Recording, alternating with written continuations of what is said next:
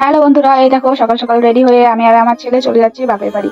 আজকে কালী পুজো, তাই আমার বাবার বাড়িতে বড় করে কালী পুজো হয়, তার জন্যই যাচ্ছি। কালী পুজোতে ব্যাগপত্র সব নিয়ে যাচ্ছি, কারণ কদিন থাকবো, একবারে ভাইফোঁটা সেরে তারপরে আসবো বাড়ি। তাই দেখো চলে এসেছি আমার বাপের বাড়িতে।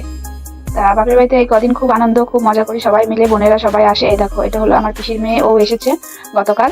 তা আমি আর আমার পিসির মেয়ে চলে যাচ্ছি ফুল তুলতে পাড়ায় একটা বাড়িতে। ওই বাড়িটায় অনেক জবা ফুল ফোটে। তা পিসি বললো যা ফুল তুলে নিয়ে আয়, তাই বাপের বাড়ি এসেই চলে এসেছি ফুল তুলতে, আমি আর আমার বোন। বুঝেছ গাছে কত ফুল, তো সব ফুল আমি তুলছি। তোলা হয়ে গেল, এসে বাড়িতে এসে দেখি ওদিকে খিচুড়ির আয়োজন হচ্ছে। কালী পুজো মানেই তো খিচুড়ি, সেটা তোমরা সবাই জানো।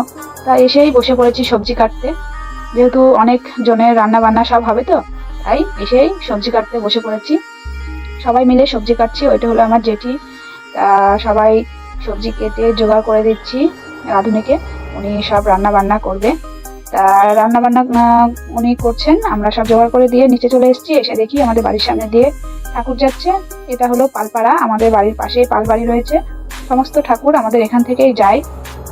তার জন্য রাস্তা দিয়ে সব ঠাকুর এক এক করে সবাই নিয়ে যাচ্ছে, বুঝেছো। আর ওইদিকে ওই যে তোমাদের দাদা ভাই আসছে, বুঝেছো। আমি এই কদিন এই বাড়িতে থাকবো, তা তোমাদের দাদা ভাইও চলে এসছে, কাছেই বাড়ি, তাই ও প্রতিদিনই আসা যাওয়া করে। আর এইদিকে আমার ছেলে ওই দেখো টুনি লাইট লাগাতে ব্যস্ত আমার বাবার সাথে। আমার বাবা ছাদে উঠে লাগাচ্ছে আর ও নিচে লাগাচ্ছে, এসব কাজে খুব ওস্তাদ ও, বুঝলে। আর এই যে তোমাদের দাদা ভাই ঘরে ঢুকে পড়লো। তা খাওয়া দাওয়া সেরে দেখছি সন্ধে হয়ে গেছে। সন্ধেবেলায় আজকে যেহেতু কালী পুজো, প্রদীপ মোমবাতি ধরাতে হয়, তা মা ওদিকে পুজোর কাজে ব্যস্ত। মা বাবা দুজনেই উপোস করেছে, তাই ওরা পুজোর কাজে ব্যস্ত। তাই আমি এই সন্ধেটা দিয়ে মোমবাতি ধরিয়ে দিচ্ছি।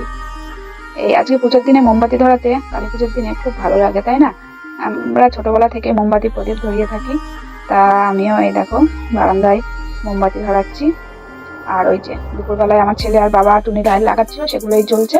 কত সুন্দর লাগছে বলো তোমরা। আমার তো খুব ভালো লাগছে কালী পুজোর এই অমাবস্যার অন্ধকারে চারিদিক টুনি লাইটে, মোমবাতিতে, প্রদীপে এত আলো হয়ে থাকে, খুব ভালো লাগে। তা সন্ধে হয়ে গেছে, আমরা সবাই মিলে যাচ্ছি ঠাকুর আনতে। বললাম তোমাদের আগেই যে আমাদের বাড়ির পাশেই হলো পালবাড়ি, তা সেখানেই ঠাকুর বানাতে দিয়ে এসেছিল। আমরা সবাই মিলে চলে এসেছি ঠাকুর নিতে। এই যে এটা হলো আমাদের মা কালী। কেমন হয়েছে তোমরা অবশ্যই কমেন্টে জানিও, বুঝেছো। প্রতি বছর এই দিনে আমার বাপের বাড়িতে কালী পুজো হয়। আমার দাদু যখন ছোট ছিল তখন থেকে কালী পুজো হয়, আমার দাদুর পাওয়া ঠাকুর। তা আমার দাদু আজ আমাদের মধ্যে নেই, তবে বাবা, জ্যাঠা, পিসি সবাই মিলে এই পুজোটা করে। তা ওই দেখো মা ঠাকুর নিয়ে যাওয়ার আগে বরণ সেরে নিতে হয়, তা সেটাই করছে। আর ওইদিকে ওই যে আমার বাবা দাঁড়িয়ে রয়েছেন ধুতি পরে। তা মা ঠাকুরের বরণটা সেরে নিল, সেরে আমরা সবাই মিলে প্রণামও করে নিলাম মাকে। তা মা বাবা এবার মাথায় করে নিয়ে যাবে ঠাকুর, যেহেতু বাড়ির কাছেই, তোমাদের বললাম মানে 1 মিনিট লাগে এই পালবাড়ি থেকে আমাদের বাড়ি। তাই বাবা মাথায় করেই ঠাকুরটা নিয়ে যাবে। ওই দেখো আমার বাবা মাথার উপর ঠাকুর তুলে নিয়েছে, আর ওদিকে ট্রেন যাচ্ছে। বাড়ির সামনেই আমাদের রেল লাইন রয়েছে, তা বাড়ির সামনে দিয়ে ট্রেন যায়। তা বাবা ঠাকুর নিয়ে যাচ্ছে মাথায় করে, ঠিক আছে।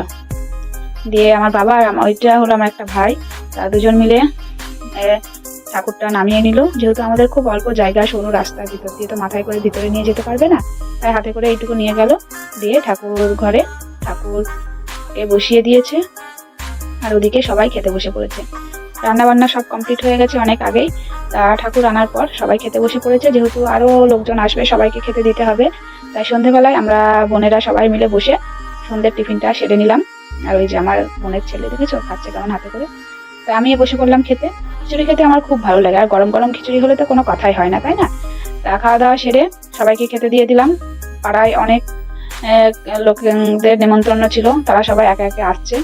তা সবাইকে খেতে দেওয়া হচ্ছে, যেহেতু অল্প জায়গা আমার বাপের বাড়িতে, তাই এইভাবেই বসানো হয়েছে। চেয়ার টেবিল পেতে দেওয়ার মতো কোনো পরিস্থিতি নেই, দেখতে পাচ্ছি। ওই ঘরে বারান্দায় সব দিক দিয়ে বসিয়ে দেওয়া হয়েছে ওদের।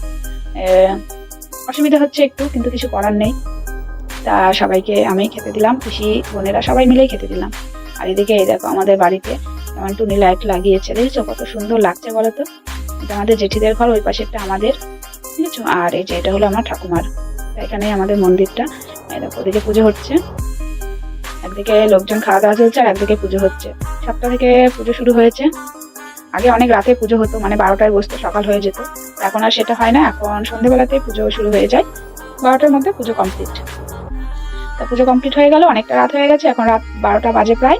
তা দেখতে পাচ্ছ খুবই ক্লান্ত আমি, সারাদিন অনেক কাজকর্ম করতে হয়েছে, পুজো বাড়ি বুঝতেই পারছো অনেক কাজ থাকে তাই না। তা যাই হোক, খুব ঘুম পেয়ে গেছে। তো আজকের মতো আমি আমার ব্লগটি এখানেই শেষ করছি।